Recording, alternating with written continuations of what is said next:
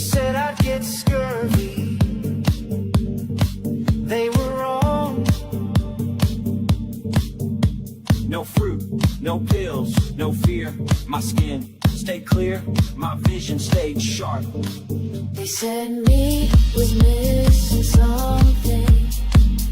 Turns out they were. Liver steak, tongue hard, that's vitamin C. Low carb, pure and smart. Oh, baby, that's a sugar trap. Meat's got the map. Cut the carbs, absorb the truth. Red meat keeps your cells in youth. You only need more when you're fighting poison. Cut the sugar, cut the lies. Your state has what you need inside.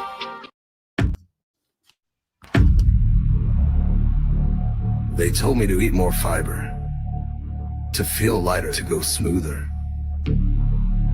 But I felt worse. Bloated belly, trapped gas, silent pain. Bathroom trips again and again. Greens piled high, grains on my plate. But the more I added, the more I'd weigh. Fiber slowed me down, fat set me free. It wasn't roughage, it was simplicity. Meat, butter, salt, my system said thank you. You don't need fiber to poop. You need truth. Stop the bulk, start the flow. Let your gut let go.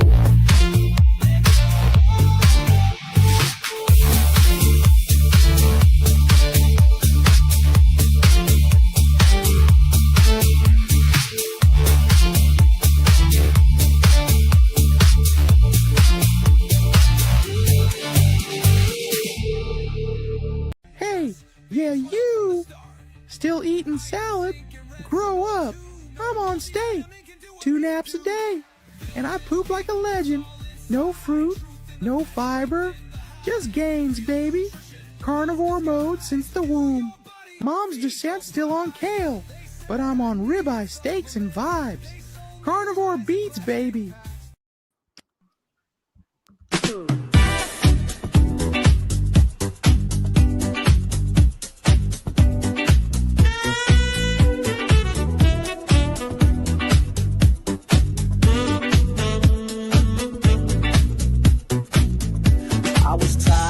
The guessing games, faking health, playing diet names, low fat life, vegan soul, but deep inside I didn't feel whole. Then came fire, then came fat, steak on the plate, I bounced right back. No more crashing, no more drag, just eggs and butter in my bag. Meat made me whole, yeah, you know it's true. Brought me back to what I always knew. Meat made me whole, now I feel alive. Give me that say goodbye to the low-fat blood. Meat made me whole. Feel it in my soul. We are live. Welcome to the meat of the matter. That is Mark. He is Peter. I am Tony. And you don't need fiber to poo. Those tracks brought to you by Carnivore Beats, Byron Funck. Yeah, you can check them out on TikTok. And yes, we are here. We got some things to talk about today, guys. I think Peter had a little date dilemma we'll get into. First of all, I want to thank everyone for joining us. Hi, Rick. Hi, everybody. Hi, Corey. Let us know where you're chiming in from. We'll try and get the questions going. But today, how are we doing, boys? Doing very well, sir. How are you? I'm good. Peter? Yeah, same for me. And Nice. Are you doing all right? Because I heard you were starting to eat some bread. Oh, me? Yeah. Well, I made some. I was told that it was like 1,400 calorie bread. I'm like, yeah, I don't care. Calories, I don't care. But yeah, it was a good pizza crust. Anyway, you can probably check that out on my YouTube channel. It was. I made a burger We made pizza. It was crazy, and it was all meat, perfect.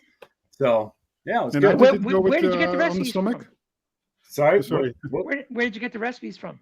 You know what? I think I saw it online at somewhere on Instagram, but I was like, kind of just did my own little iteration. It worked out really well, and I was like, this is the best. I'm like so over trying all the meat breads and all that cloud breads and stuff, but I was like, you know, this is cool. Let's try it. And it was, the reason was like, it was like a real crust, so it crisped up really nice, and it was like on a pizza, like lamb, meat, bacon, everything was just, oh, it was good. It was really good.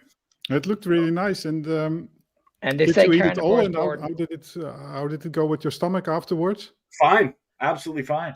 Hmm. I mean, I crushed, you know, I usually eat once a day. So it was like, you know, half the pizza, whatever they said, 14 somebody broke it down, and I was like, yeah, exactly. 1,400 calories plus all the beef.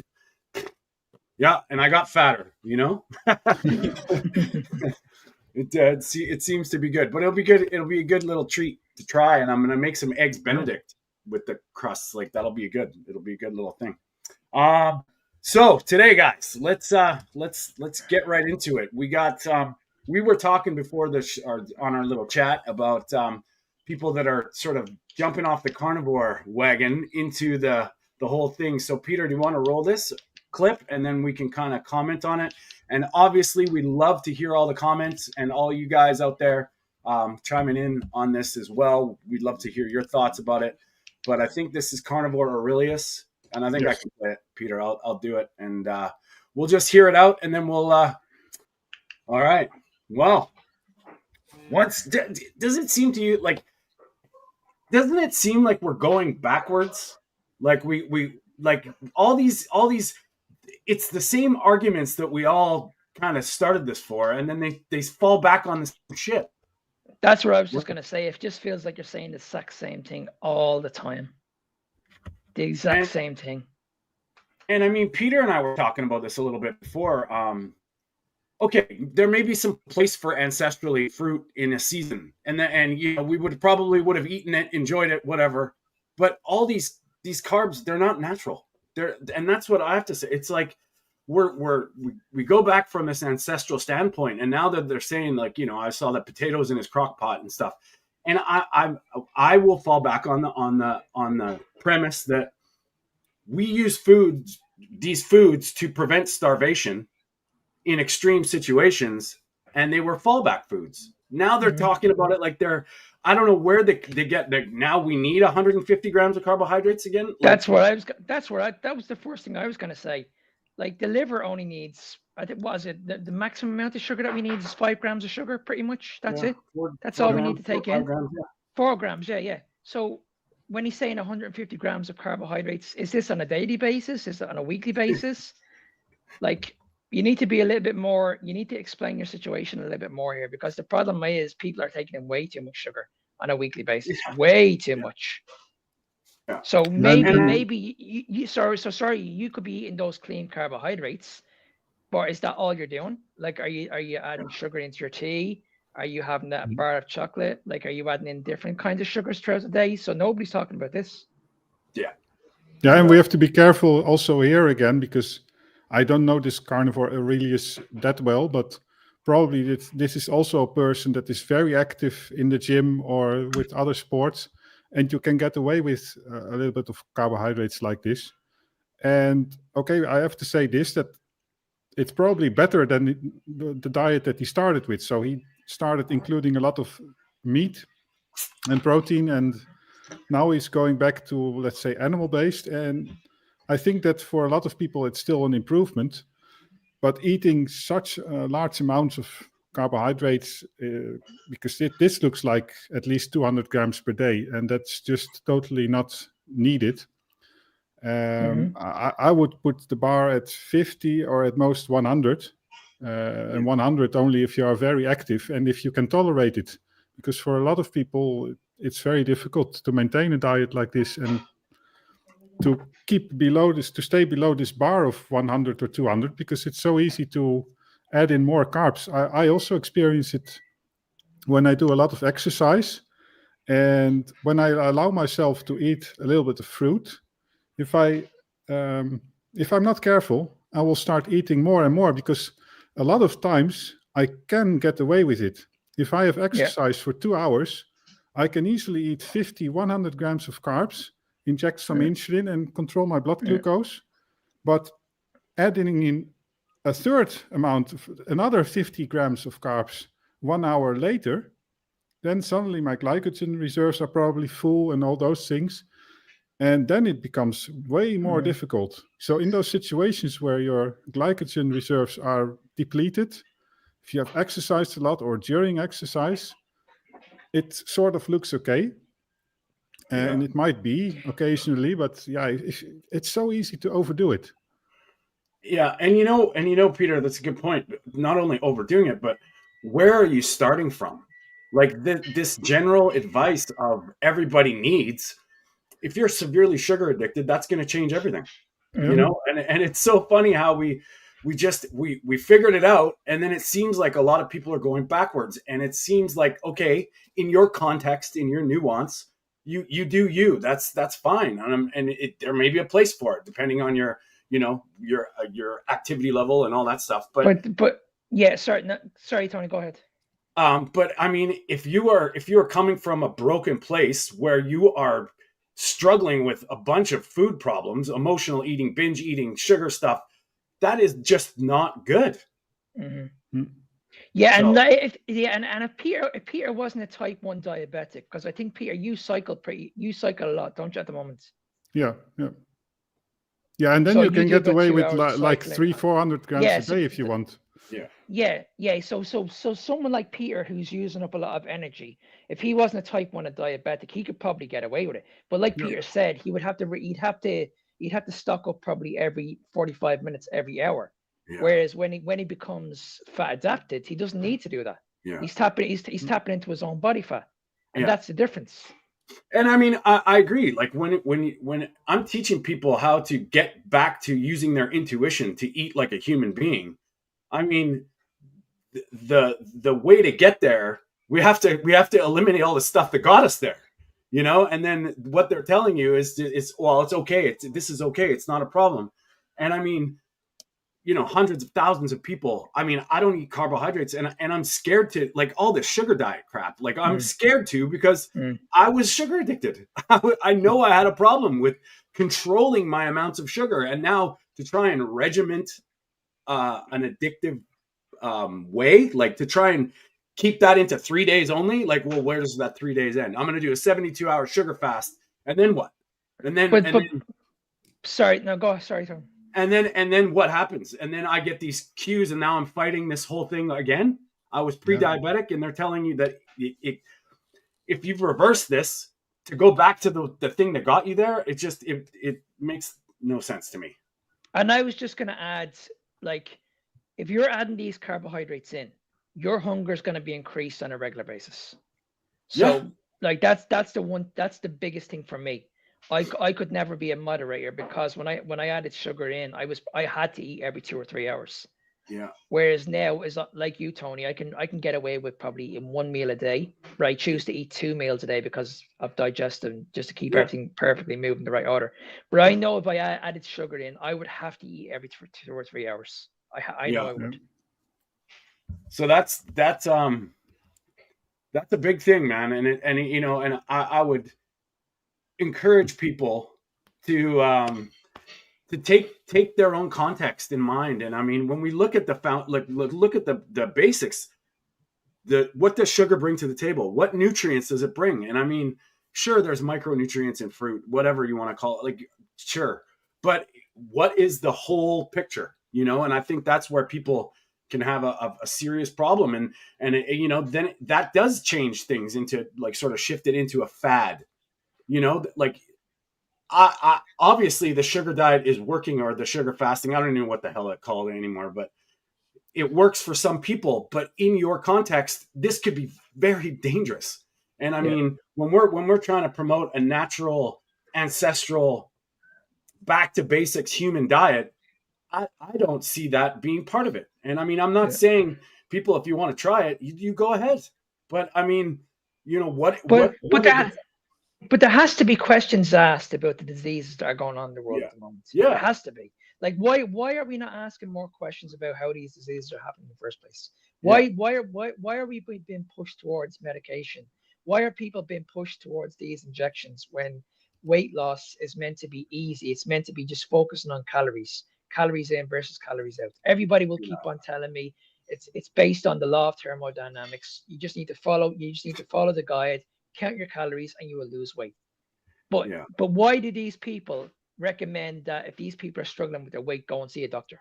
Why can't we not look deeper into it? Why can't we not just say, okay, well, what you've been told about nutrition, especially carbohydrates, may be wrong. So maybe we might need to eliminate the carbohydrates and let's see what happens. Why does everybody get into a situation when you mention this? They get very aggressive. They're like, oh no, you can't say that about carbohydrates. You can't say that about vegetables. These are the staple of your diet. But like, if they're the staple of the diet, then why are diseases going up? Yeah. Like nobody's questioning this stuff. Yeah. Yeah. And this is one thing we talked a lot about, Mark, already before. But and I think that's the first thing that you tell your clients when coaching them. It's not about the weight loss. That's the whole issue here again. We're just repeating ourselves. But the fact that people think that weight loss is sort of identical to health, and that you just have to be calorie counting. And if you look at it in that way, you can get away with anything, like a sugar diet, do a sugar diet for 1 week, that sort of things, and eat junk food or whatever, and it will be all fine as long as you lose some weight. Yeah. And fasting. I mean, fasting is not eating anything, in my idea. Like, you know, but you look at the message what Corey's just sent there. Corey has said he's felt like crap eating more sugar. All his aches and pains are gone because he's on a meat and fat diet now. So how can we tell people like Corey, okay, you're lying. You're probably just one out of a million people. He's not the only one. There's many people out there that are suffering with arthritis, suffering with gout pain. You know what I mean? Unbelievable pain. We only had Victoria on here a few weeks ago. She removed her gouts for over 30 years. Yeah. She suffered with gout issues for 30 years, and now she's been 7 years free of gout pain. Yeah. Like, why are we not listening to more of these people? And like Peter said, we talk about this on a week basis. We're only just focusing on weight loss. We're not focusing on pure health here. Yeah. And it's clear to see, right? Like, you know, you look at an extreme bodybuilder diet. They lose a lot of weight in a quick amount of time. Is it healthy? I would argue no. You know, not the way they do it anyway. You know, this is the same thing. And you know, people go down the road they get these glory. If you do this will happen. And it's like, well, yeah, but what actually, what's the fallout? What's the potential? And, you know, we know now, like, essential nutrients are key, you know, and that was the big argument about the carnivore diet, is people didn't think meat had everything. Yeah. So, and the thing is, you're getting no nutritional value in carbohydrates. None. You're eating Sour Patch Kids, man. They're telling you to eat jelly beans. Like, what the hell is that? Right? Absolutely mad. It's mad. Yeah, and the only argument that you hear is that carbohydrates get metabolized first. And that's just a matter of opinion. That means that it's more important, therefore, that it's the preferred fuel for the body. And I mean, it's the typical stuff. Like, carbohydrates are metabolized first. You need 100 to 150 grams of glucose, so not carbohydrates in general, but just glucose for your brain to function. And therefore, apparently, we need to eat carbohydrates. And I'm a little bit surprised that a person like Carnivore Aurelius falls back to such arguments, because he, in the first place, having done carnivore, he should know about gluconeogenesis and all those things. And I do realize that he mentions it for a moment. Yeah. But gluconeogenesis is not a stress state of the body. It happens there. It's always there, actually, no matter what your diet is, whether you eat carbohydrates or not. Gluconeogenesis is always working. For example, if you're eating, before the food enters your stomach, your body will produce extra glucose because your whole digestive system needs energy. And of course, it cannot right away take it from the carbs, because they still have to be digested. So gluconeogenesis in that case is also there. The body just releases either via gluconeogenesis or glucagon, brings sugar in the bloodstream, and there's nothing wrong with that. And Eric Westman, today or yesterday, I don't know, today I've seen a video about it.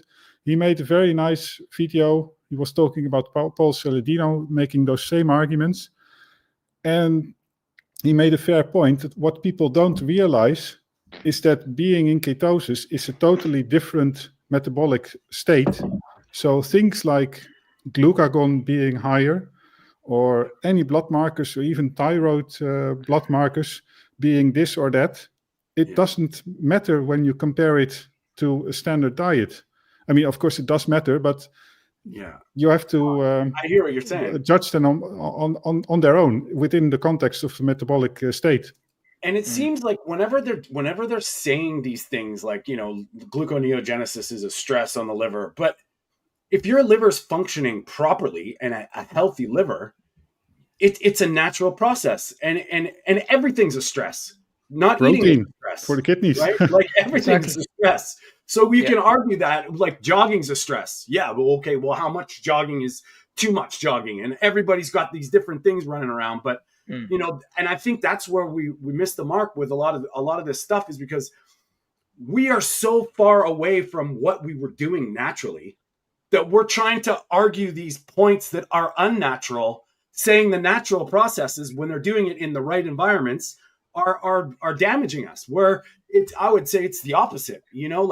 All those things that he was eating in that little quick video were arguably not natural. Vegetables were created. I'm sorry, people, but broccoli and cabbage, and they're all crossbred and we didn't have them.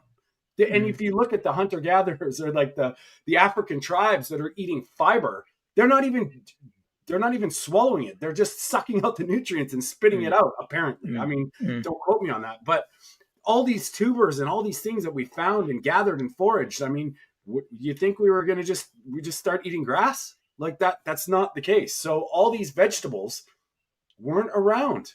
And, they're created. And that's where I have this, just look to the nature, look to the natural side. And then they argue these natural mechanisms are bad for us.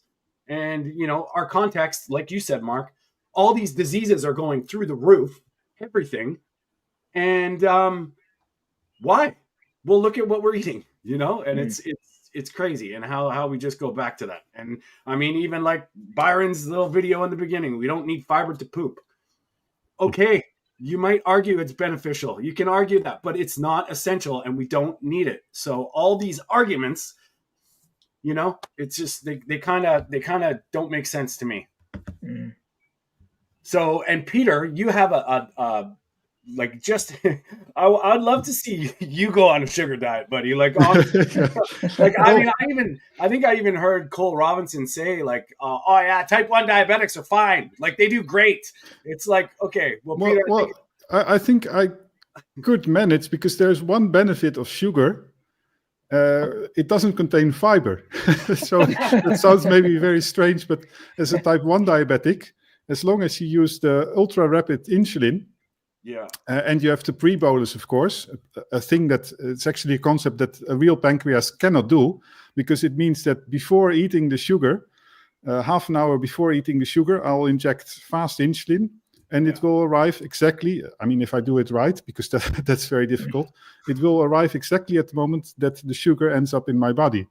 And the pancreas will actually be a little bit delayed. So in that case, if I do it very well, but I have to be stressing all day and pay attention, then I could do maybe even better than a non-diabetic person. But besides that, and there's still the difficulty, if you inject a little bit too much, then you'll get the same as many also non-diabetics will get, that you will crash afterwards. Well, Peter, let's show what happens when Peter goes on a date. Or you have to date. Peter's got a lot of dates. There. So, Peter, talk us through this. Yeah, this was a very interesting day. There's a lot to unpack here. I have been, we talked about it. I've been cycling a lot today. I went for 2 hours on the bike. Quite intensive also, so like 230 watts average for 2 hours with a little bit of sprinting in between. And first picture here on the left, I started cycling halfway the morning, And what you'll get is you'll get a small bump for the dawn phenomenon. When you wake up and you put your feet on the ground, your sugar rises because of the glucagon and gluconeogenesis, or you're stressing, apparently. Then I relax. The glucose goes a little bit down, and then around 10 a.m., it starts to creep up again, and I started to do a bit of housework and vacuum cleaning and so on. And then you see this small bump over the maximum reference level, and that's where I started cycling. So it went up a little bit more, because when you start cycling, also the same happens. Your body needs energy, so you'll start to produce more glucose.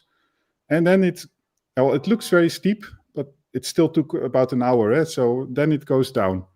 Yeah. Because I'm cycling a lot. And basically, if you're cycling or exercising, as a type 1 diabetic, you can see that very easily. Yeah. You virtually need no insulin. I decoupled my pump here, so there's hardly any insulin left in my body. And still it goes down, and then around the lower levels, it's sort of balances out there. And well, I can tell a lot more about it, but then you'll get a slight bump up. That's when I went off the bike for a few minutes. So your body is just constantly adjusting the glucose levels in your bloodstream. So that's very nice to see. And then the second picture, that shows what happens after cycling. So I was actually a bit low on glucose. That's normal as well, but I made the mistake of, I rested. I sat down on the couch and I ate a little bit of chocolate. You don't see that here. Chocolate as well, but so it went up a little bit, and then I started to correct with insulin. And after exercise, that's the stupidest thing that you can do. So I started to eat 4 dates because the glucose went down. I took 1.5 units of insulin, which is already quite a bit, and it stabilized. And then 1 or 2 hours later, I thought, well, that was nice because I like dates. And this is an experiment I wanted to do anyway. But then I thought, well, I just needed 1.5 units of insulin for 4 dates, so let's try 6. And then this happened. So 6 I injected dates in 1 day, Peter. What the heck's going on, eh? That was 1.5 units of insulin again. I didn't really pre-bolus, and I noticed the steep rise, so I started to inject more insulin. And overall, up to now, actually, because even now it's going back up again, I probably injected about 6, maybe towards 7 units of insulin. And that's about the amount that I would inject for my entire meal boluses during the day. So all my meals during the day, I would inject this amount of insulin. And I'm forgetting about the four first dates. So that's really a lot. And then, of course, in the third picture, you see that it goes down again because I did inject enough insulin, and it stabilized again. So I'm quite proud about that anyway. But after that last picture, I've still been busy. I injected 2 or 3 times more, another 2 units or so. So that's just, of course, I'm fat adapted. I'm not adapted to carbohydrates, so that might play a role. But overall, I'm insulin sensitive because if I inject insulin without eating, my blood glucose levels will drop just as quickly as in any of you guys. Yeah. So this just shows a little bit what happened also during my banana experiment a few months ago.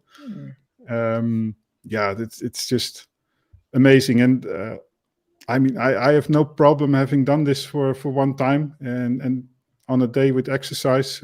I would never do this. And this was just an experiment.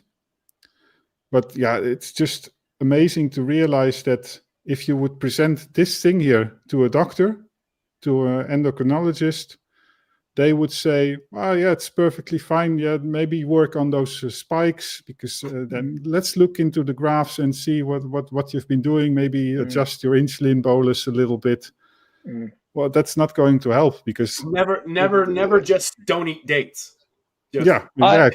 Well, 4 dates over there in the second picture.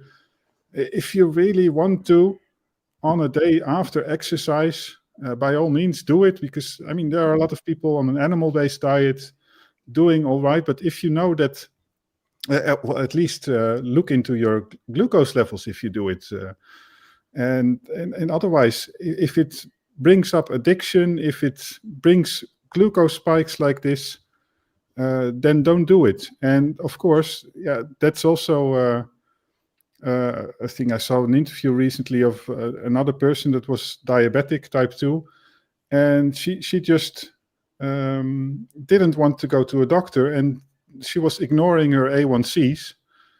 And yeah, that's the worst thing that you can do. I mean, you should at least, if you eat carbohydrates, know what's happening with your blood glucose and not ignore it. Exactly.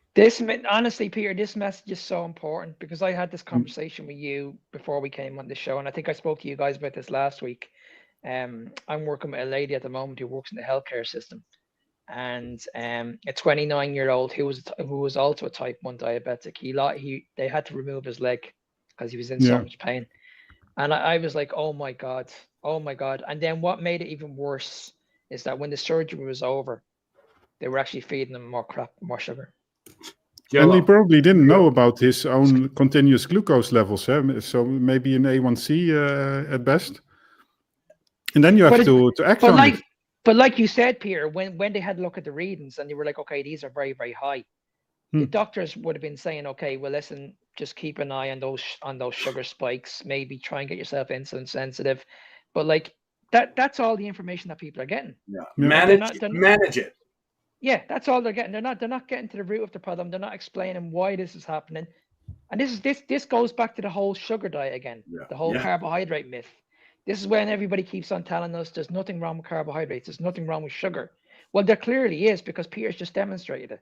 And this is what people need to be listening to. Peter's already done an experiment on himself. Peter's a type 1 diabetic, guys. Yeah. Like he's going against the norm. Yeah. He's going against what he has to be. He's been told that he probably has to eat sugar every 2 hours, every 1 hour, 2 hours. He's not doing any of that at the moment. Yeah. And it's important to stress again that here I did inject insulin. So in principle, I had a working pancreas over here. Of course, my deviations will be a little bit bigger, but nobody in the world is going to get glucose levels that stay around, let's say, 100 or so, even with a well-functioning pancreas. But, it's like all my clients, I suggest and provide a CGM firstly, because I want you to see what happens. So you need to know that what you eat affects you. Most people just, blood sugar. You don't really see, but the CGMs are perfect because you can actually see. And if your blood sugar is going up and it's taking forever to come down, you don't have to be diabetic that is diabetes. That's the disease in progress. Your glucose and insulin is out of whack. And if you don't know what's going on, how are you supposed to really relate to it anyway?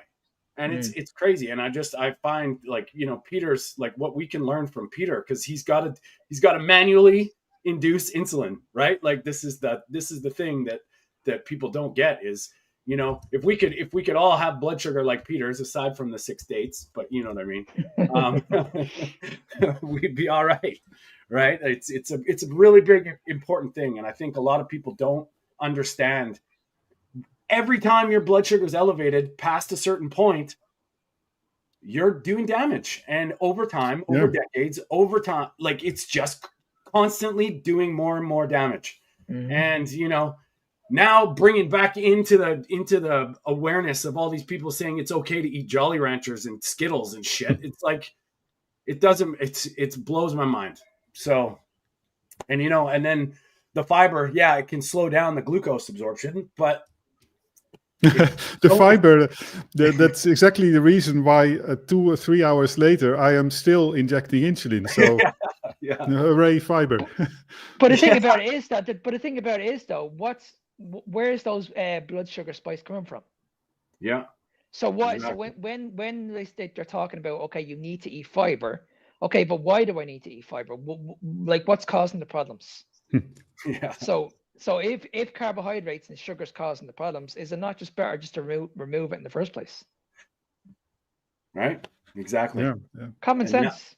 Now we just throw all that in the garbage, Mark, and just start eating peanut butter cups. Like this is just ridiculous. Wow.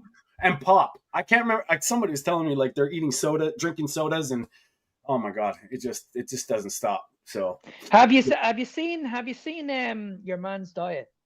What's his name? What's the guy's name? The sugar diet fella. Cole Robinson. Have you seen the diet he does? No.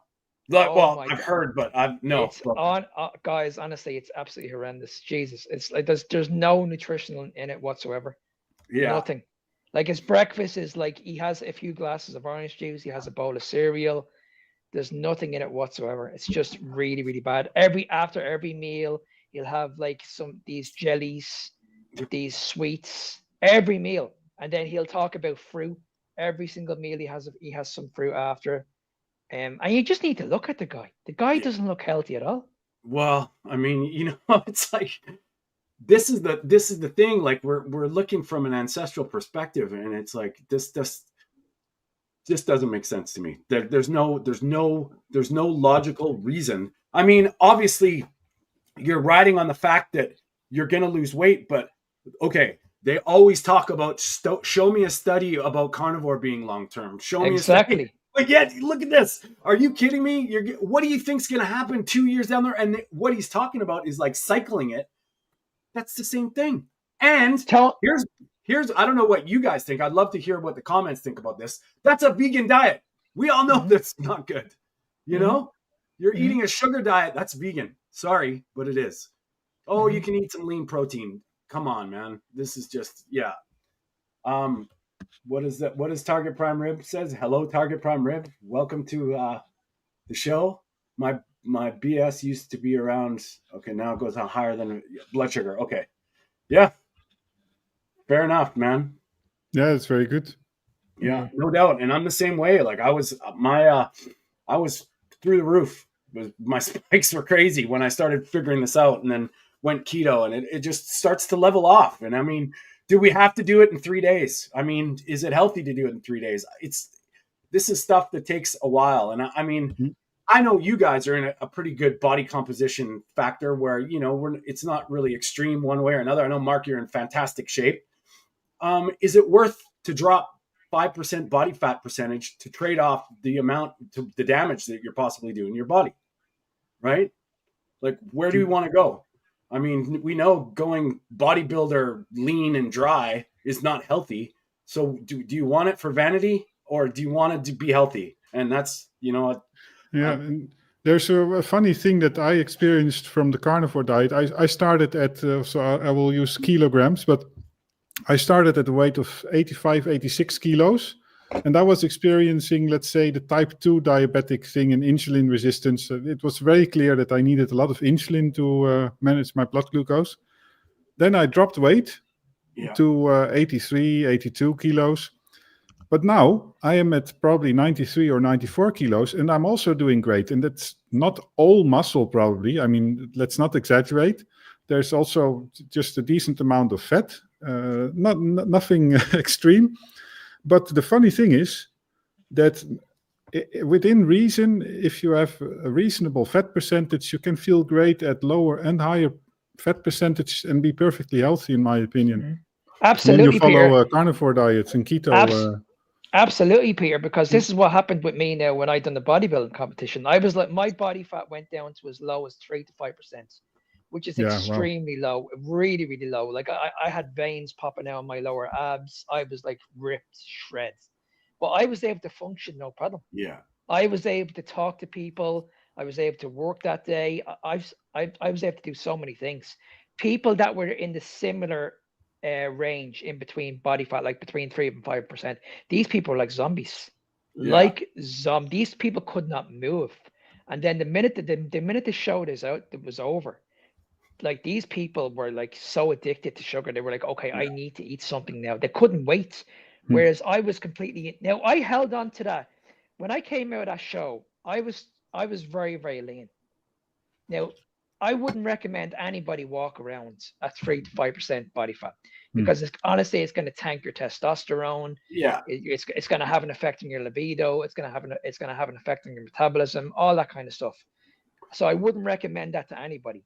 But what I would say is this: if you are going to go and do something like that, I would 100% recommend that you do it through a carnivore lifestyle. Totally. Because you're going to feel good, you're going to be functioning. It's not going to do anything to your hormones. Everything's going to be working really, really well. Like when I stepped on stage, 85% of my caloric intake came from fats. I wasn't eating that much protein at all. I was eating probably, like at the time, I probably would have weighed around, let's just say I weighed about 130 pounds before I stepped on stage. I'd say I was only eating probably around 50 grams of protein every single day. So my protein was very, very low, but I was eating a large amount of fat, like huge amount of fat. Yeah. Now people would have looked at that and say, Jesus, like, are you not worried about your cholesterol? Are you not worried about like you're going to have a heart attack or heart disease or anything like that? Absolutely not. 100%. Ask Rick about that one, right? And that's funny, by the way, that you mentioned this, Mark, about the protein, low protein.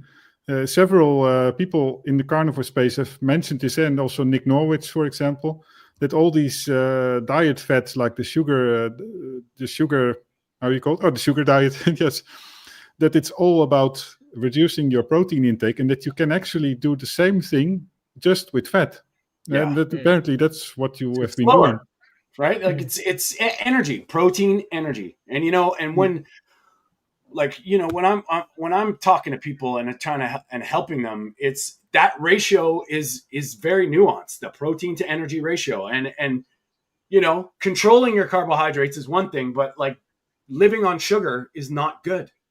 And it's not good. It's not good for your energy either, because energy from carbohydrates is going to make you feel like shit.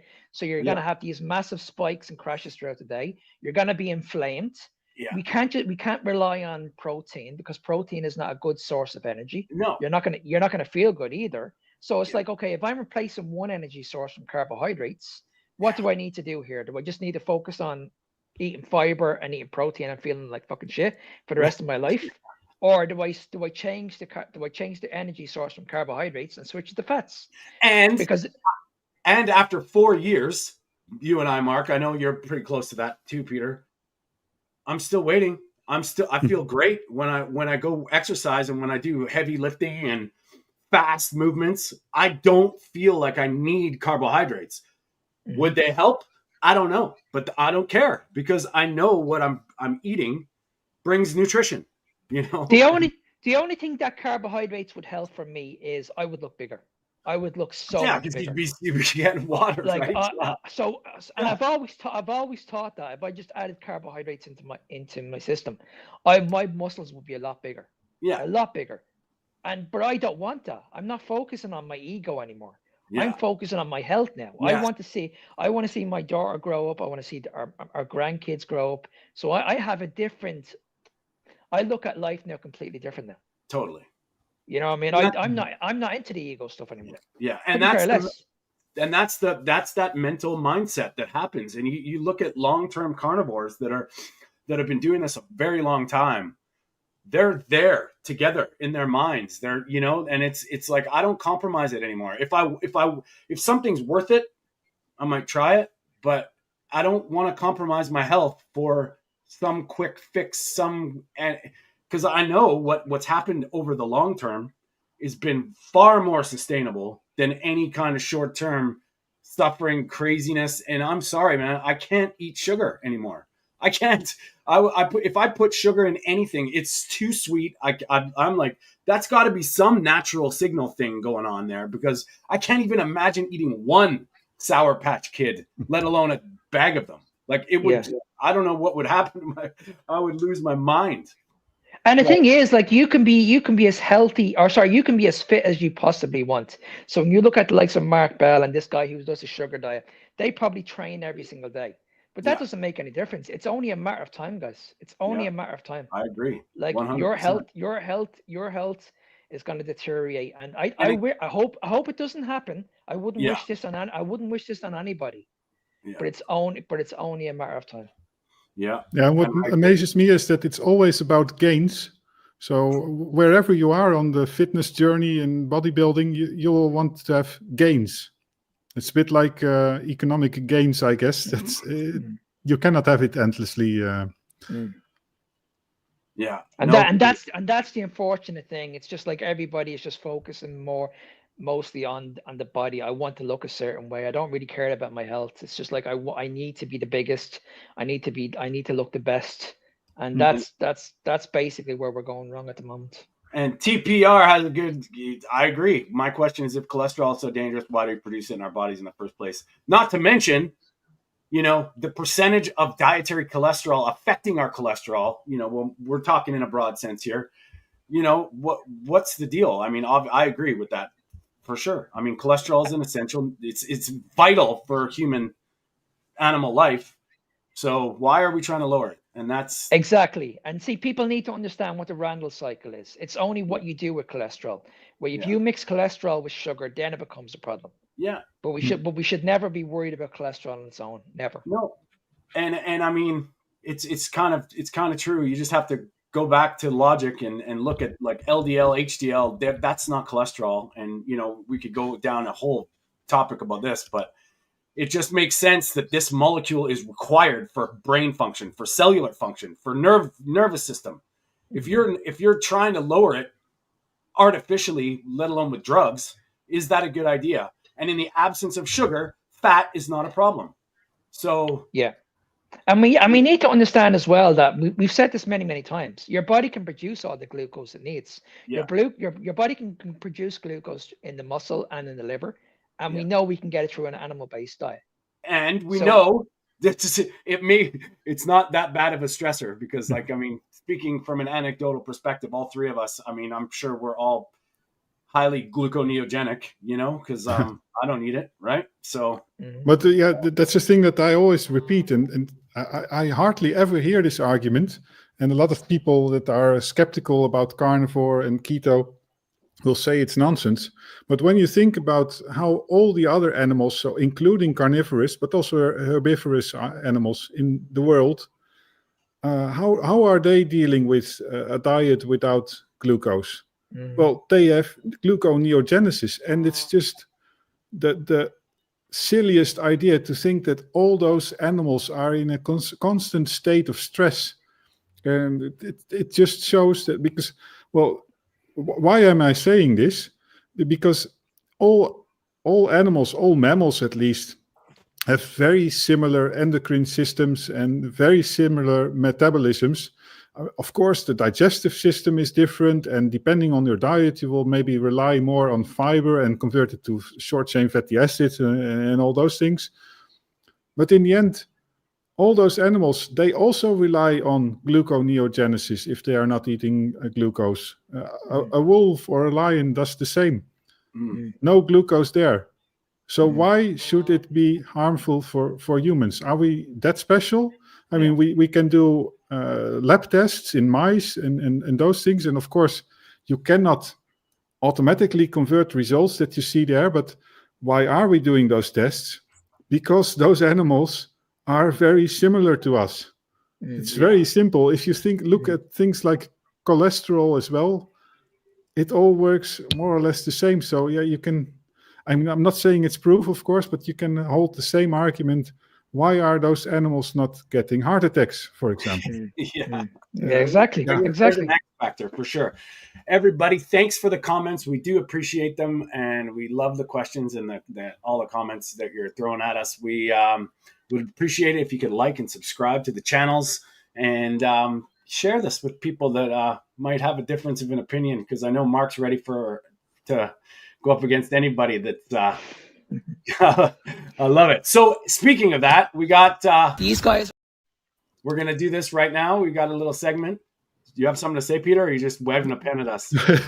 Yes, just waving the pen. Giving us your Harry Potter. We'll get into this, and I've got something lined up. It was one of Mark's videos. We'll get into it. These guys are getting richer while you're getting sicker. Write that down.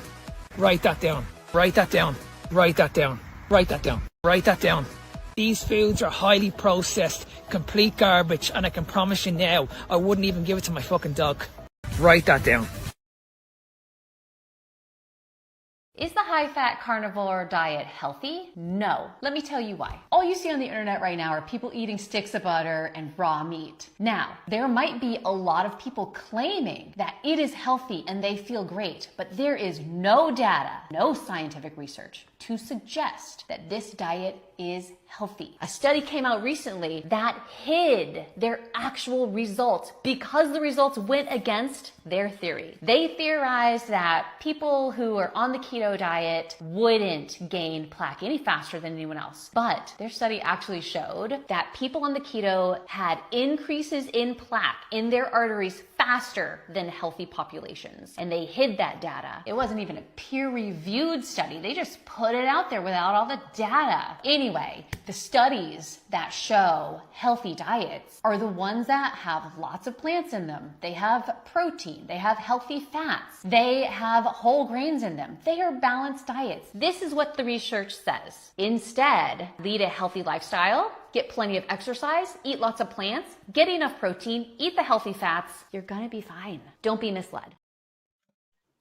Wow. Couldn't care less what the research says. Guys, I was on a podcast yesterday. It was over 2.5 hours long, and we were only meant to do 60 minutes. Like I was told when I walked into the studio, like you're only going to do this for 60 minutes. And it was such an amazing conversation because she kept on talking about the studies. Every 20 minutes, she kept on bringing up the studies. And every time I brought up, she mentioned that. I was like, listen, we've been doing this we've been following this advice now for how long now? For over 50 years now.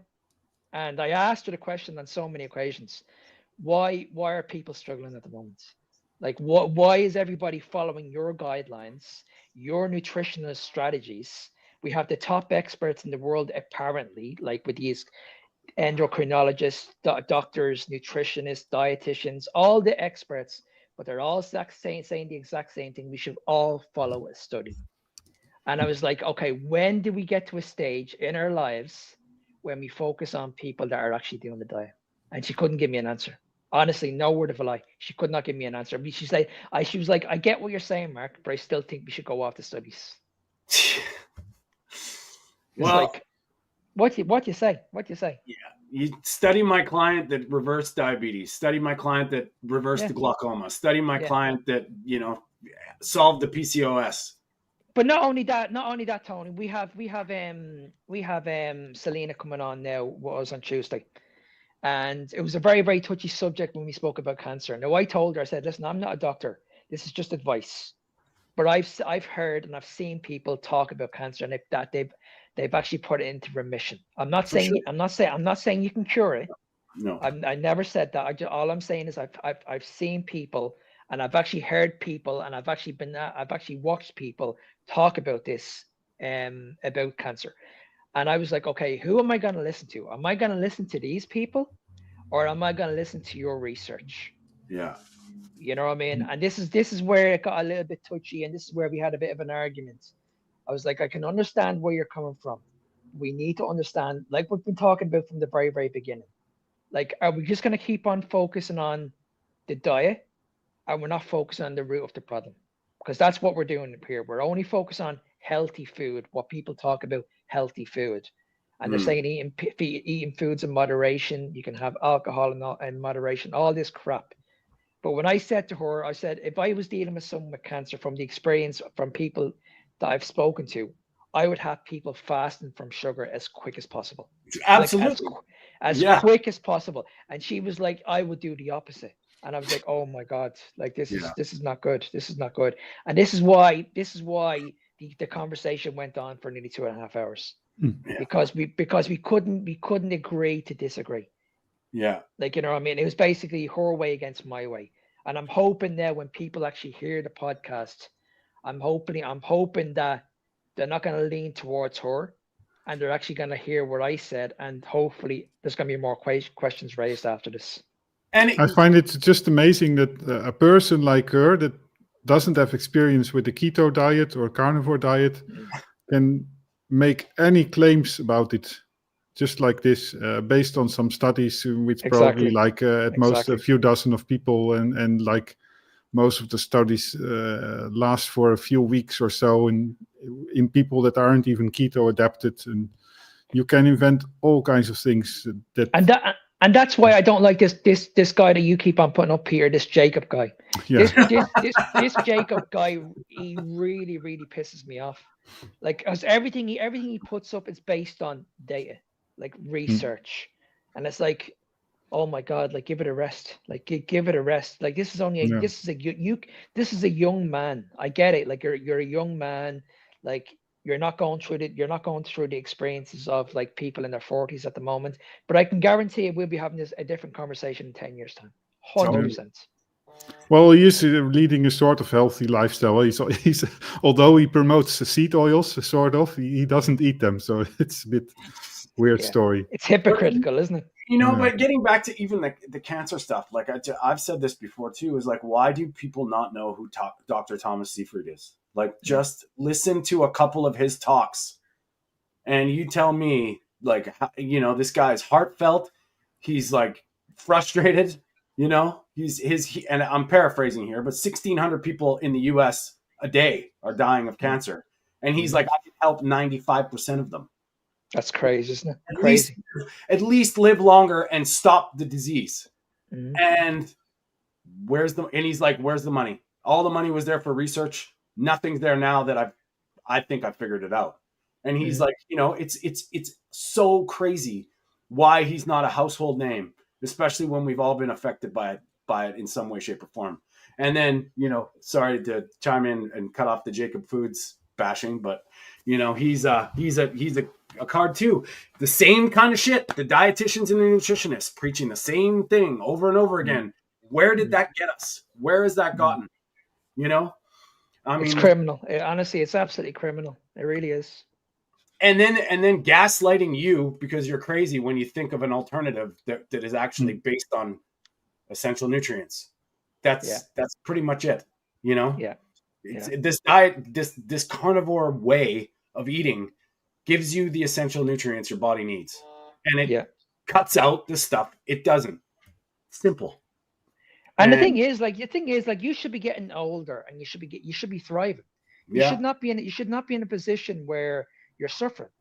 Like, I don't get this rubbish. If you get into your 40s, your 50s, or 60s, 70s, that everything just goes downhill. That's bullshit. No, like, it is. I can tell you right now, if I keep on doing what I'm doing right now for the next 40 years, I'm only going to get better. I'm going to look better. I'm going to be bigger. My testosterone is never going to plummet. Like, you know what I mean? I'm pushing for 120, buddy.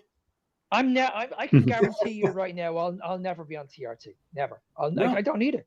I don't need it.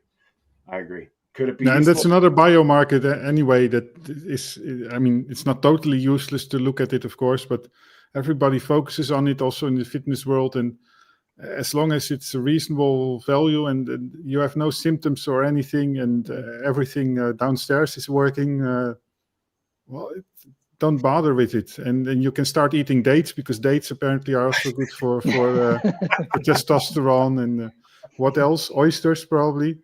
Yeah, whatever. I like oysters. I eat oysters. Yeah, I mean, I'm good with those. They are nice. But... And I've been playing around with supplementing boron, because I do believe there's some mineral things that we might have to do a show on that, because the mineral aspect of where our food is coming from probably has a huge factor in, you know, the quality of meat that we're eating would be probably, that would be the one thing that might be a gray area. You know, that there's everything in red meat, but I'm sure that that the best quality of food possible is going to have more minerals, especially. And I mean, go ahead.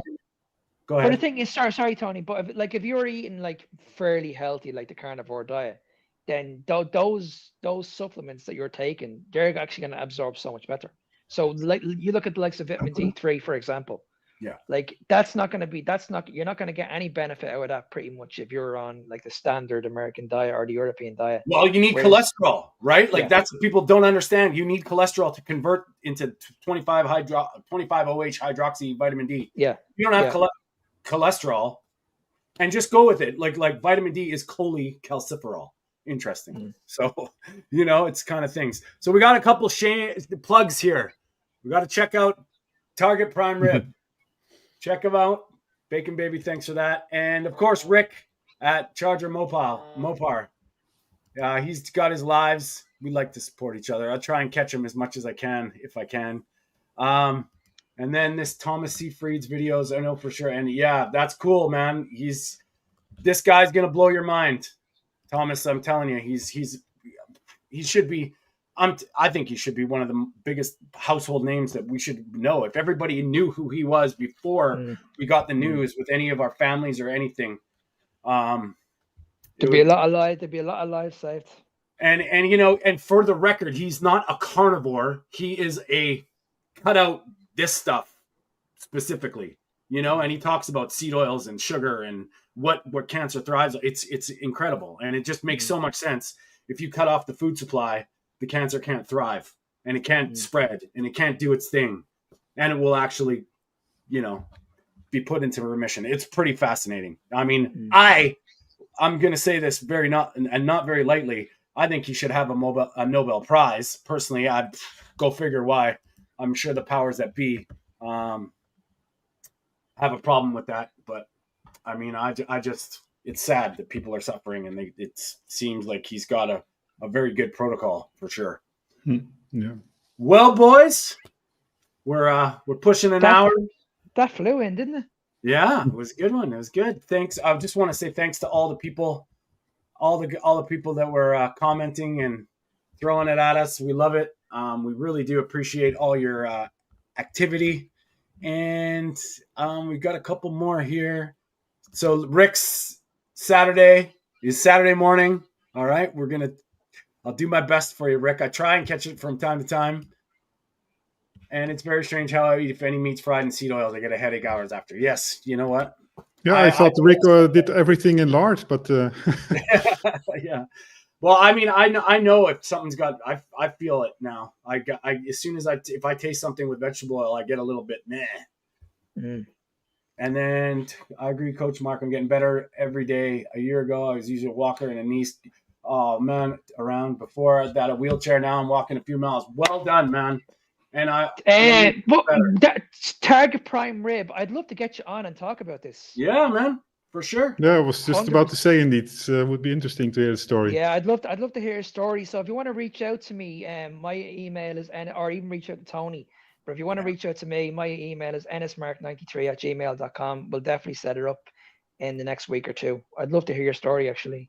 Yeah, man. And okay, well, that leads us to the end of this, guys. We are here live Sundays, 10 a.m. Pacific, 6 p.m. in the UK and Ireland, 7 p.m. in the Netherlands and continental Europe. We really do appreciate all of your support. We're trying to get this message. I know it's a great community. It's a great bunch of people, and we do appreciate you. Thank you. Please like and subscribe, all that stuff.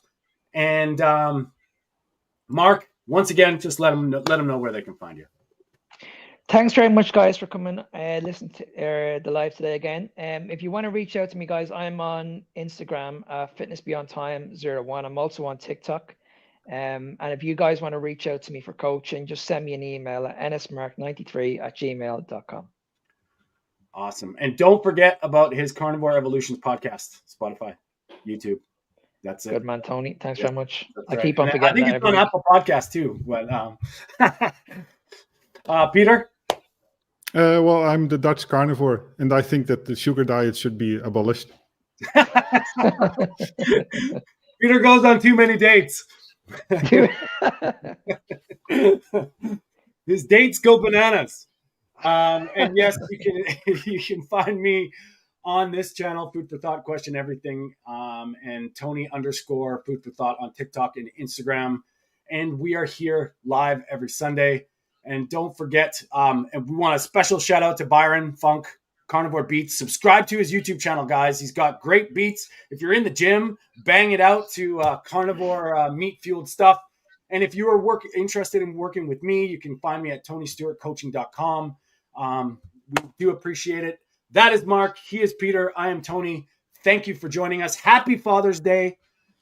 If it's Father's Day out where you guys are, it is here in Canada. So happy Father's Day to the two dads in the room, Peter and Mark. And we will see you very soon.